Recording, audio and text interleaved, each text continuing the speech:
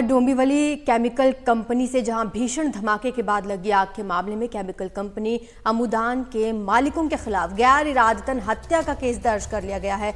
ये केस मालती प्रदीप मेहता और मलय प्रदीप मेहता के खिलाफ दर्ज किया गया है। ये जो केस है ये मानपाड़ा पुलिस ने यहाँ पर दर्ज किया है और इस हादसे में 8 लोगों की मौत हुई है। इस हादसे में 60 लोग जो है वो घायल हैं, जिसमें कुछ की हालत गंभीर बताई जा रही है। वहीं इसमें अब भी कुछ लोग जो है वो लापता हैं, जिनकी तलाश अब तक की जा रही है। राहत बचाव के काम में एनडीआरएफ की टीमें और स्थानीय प्रशासन भी यहाँ पर जुटा हुआ है। सुनील सिंह हमारे साथ हमारे सहयोगी जुड़ गए हैं। सुनील, अब यहाँ पर मामला भी इसमें दर्ज किया गया है, इस मामले के बारे में बताइए और क्या अपडेट इसमें अब हो पाया अभी तक?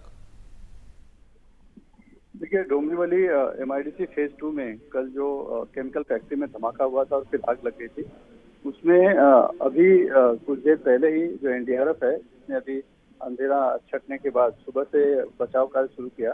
उसमें एक व्यक्ति को अभी और निकाला गया है और 101 निकाला गया है, तो मृतकों का जो आंकड़ा है वो बढ़ रहा है।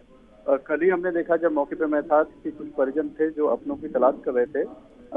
उसमें एक राकेश सिंह मिले थे जो कि लापता है। उनके भाई नीरज सिंह मोबाइल में फोटो लेकर उन्हें तलाश कर रहे थे और बताया था कि इसी फैक्ट्री में वो काम कर रहे थे। इसी तरह से एक भरत जायसवाल भी लापता है।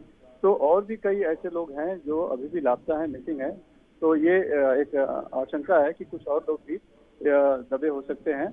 तो जैसे जैसे बचाव कार्य पूरा होगा, मलबा पूरा हटा लिया जाएगा, तो और भी शव मिलने की एक तरह से आशंका बनी हुई है। दरअसल जो हादसा हुआ इतना बड़ा था कि वो फैक्ट्री जिसका बॉयलर था वो पूरी की फैक्ट्री ही उस जगह से गायब हो गई, मैदान हो गया और एक बहुत बड़ा गड्ढा हो गया। तकरीबन 30 बाई 30 का गड्ढा बन गया था। लेकिन उसका जो असर है वो अगल बगल की सभी फैक्ट्री में पड़ा, जबकि लगभग 200 मीटर तक जो भी फैक्ट्रियां थी सभी की सभी एक तरह से उड़ गई, खंडहर हो गई पूरा। उनके छत उड़ गए, जो लोहे के बड़े बड़े गर्डर थे वो उड़ गए। तो तस्वीरों से आपको अंदाजा लग पाएगा कि क्या भयानक वहाँ पे मंजर था।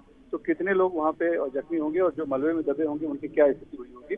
और क्योंकि उसके बाद भी लगातार केमिकल के ड्रम्स वहाँ रखे थे, ब्लास्ट हो रहे थे, इसलिए कल बहुत मुश्किल था राहत कार्य बचाव कर पाना। लेकिन जब आग को शांत कर लिया गया रात तक और कूलिंग हो गई है, अब जो है बचाव कार्य में तेजी आई है। तो अब पता चलेगा और कितने लोग उसके अंदर दबे थे और क्या उनकी क्या स्थिति है।